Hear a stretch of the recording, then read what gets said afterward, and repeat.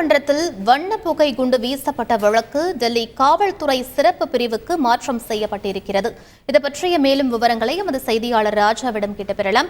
வணக்கம் ராஜா, தற்போது இந்த சிறப்பு பிரிவு அவர்களுடைய பணி என்னவாக இருக்கும்? தற்போது இவர்கள் மீது எந்தெந்த பிரிவுகளின் கீழ் வழக்கு பதிவு செய்யப்பட்டிருக்கு? முழு விவரங்களை.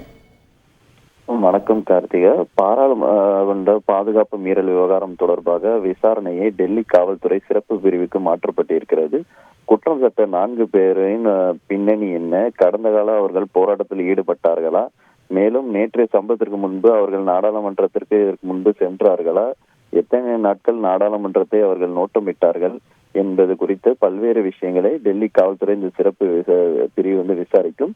அவர்களின் சமூக ஊடக கணக்குகள் மற்றும் அவர்கள் வரலாறு குறித்தும் இந்த விசாரணையில் நடைபெற்று வருகிறது. 7 பிரிவுகள் கீழ் இவர்கள் மீது வழக்கு பதிவு செய்யப்பட்டிருக்கிறது. அதில் குறிப்பாக UAPA சட்டம் கீழ் அதில் செக்ஷன் 16 மற்றும் 18 பிரிவு கீழ் அவர்கள் மீது வழக்கு பதிவு செய்யப்பட்டிருக்கிறது.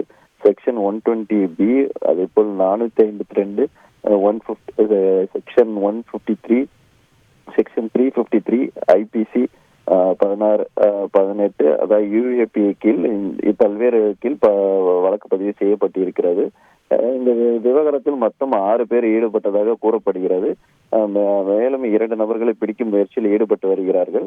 அவர்கள் 6 பேரும் முதலில் குர்கானில் தங்கி இந்த திட்டத்தை தீட்டியதாக கூறப்படுகிறது. அதனால் அங்கே தங்க வைத்த நபர்களிடமும் போலீசார் விசாரணை மேற்கொண்டு வருகிறார்கள். விவரங்களுக்கு நன்றி ராஜா. செய்திகளை உடனுக்குடன் தெரிந்து கொள்ள உடனே சப்ஸ்கிரைப் பண்ணுங்க.